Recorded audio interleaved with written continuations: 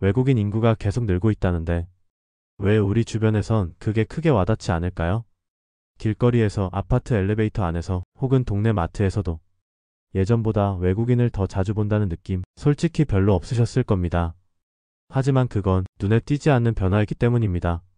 외국인 인구는 전국에 고르게 퍼져 있는 게 아니라 딱 정해진 산업, 딱 정해진 도시들 안에서 급격히 증가하고 있기 때문입니다.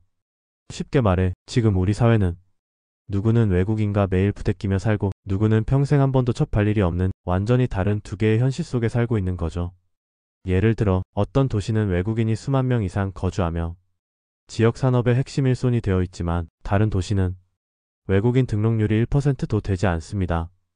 그래서 우리는 체감하지 못하는 사이에 어느 지역은 급격히 재편되고 어느 지역은 여전히 과거 그대로 머물러 있는 극단적인 온도차가 생겨나고 있는 겁니다.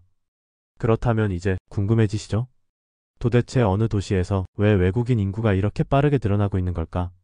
그리고 그 변화는 단지 사람만 늘어난 게 아니라 지역의 경제 구조, 일자리 생태계, 심지어 전세 시장과 주거 구조까지 어떻게 바꿔놓고 있을까요? 이제부터 그 실체를 하나하나 짚어보겠습니다. 외국인 인구가 실제로 정착하고 있는 도시 탑10, 그 안에 숨어있는 대한민국의 또 다른 현재를 보여드립니다.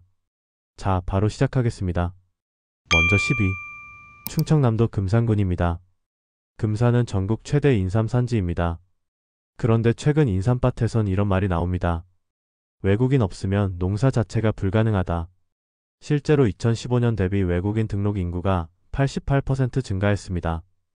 약 1,500명 수준인데요. 주로 베트남, 캄보디아 등 동남아시아 출신 노동자들이 농촌 일손을 채우고 있습니다. 최근에는 인삼을 재배하는 것뿐 아니라 인삼 가공 공장으로도 취업 범위가 넓어지고 있다고 합니다. 다음은 9위, 전라남도 나주시입니다. 전남의 대표 농업 중심지인 나주에서는 전체 농가 일자리 중 무려 90%를 외국인 근로자가 담당하고 있습니다. 증가율은 89%로 베트남계가 가장 많고 최근엔 러시아계 노동자도 눈에 띄게 늘고 있습니다. 게다가 한전, 농협 등 공공기관이 입주한 혁신도시 유입 효과로 행정서비스 분야 외국인도 유입되고 있는 상황입니다. 다음은 8위, 강원도 강릉시. 관광지로 유명한 강릉 역시 농업과 어업이 중요한 생계 기반입니다. 외국인 등록 인구는 약 3,300명 수준. 10년 전과 비교해 91% 증가한 수치입니다. 국적은 베트남과 러시아가 많고 최근엔 러시아계 여성 이주자들이 어촌에서 눈에 띄게 늘고 있다는 소식도 있습니다. 7위입니다. 충청북도 영동군으로 포도감 등 과일 농업으로 유명한 이 지역 역시 외국인 계절 근로자 수요가 급증했습니다. 외국인 인구는 500명대에서 1,000명 가까이 94% 증가하였습니다. 주요 국적은 베트남, 우즈베키스탄, 네팔 등이며 농협에서도 외국인 대상으로 언어 지원 프로그램을 운영 중입니다. 6위입니다. 경상북도 경산시입니다. 대구 인근 대표 위성 도시로 외국인 유학생과 제조업 근로자 모두가 많은 곳입니다. 외국인 인구는 2015년 7,000명 수준이었는데 지금은 15,000명을 돌파 98% 증가했습니다.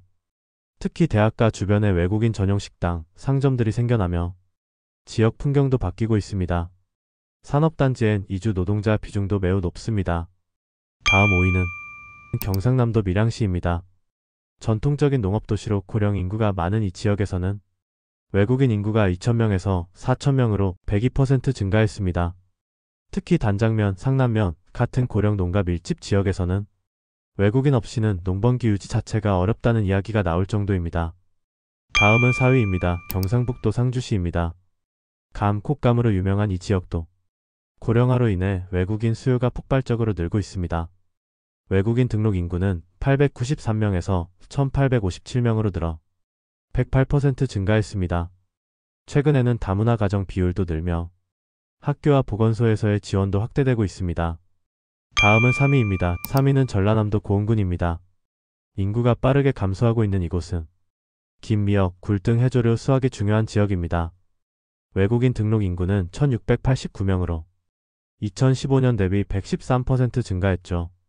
특히 김수확철엔 외국인 임시 근로자가 없으면 조업이 불가능하다는 이야기도 들립니다. 다음은 2위 전라남도 진도군입니다. 섬 지역 중심인 진도는 수산업이 생계 기반입니다.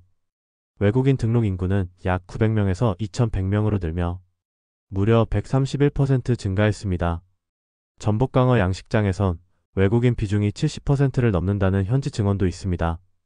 그리고 대망의 1위는 전라남도 완도군입니다. 완도는 김, 전복 양식으로 유명하죠. 외국인 인구는 2015년 1300명에서 2024년 기준 3900명으로 186%로 폭증했습니다. 단순히 수치만 급증한 게 아니라 이 지역의 핵심 산업 기반이 외국인 노동에 의존하고 있는 상황입니다. 국적도 다양해지고 있습니다.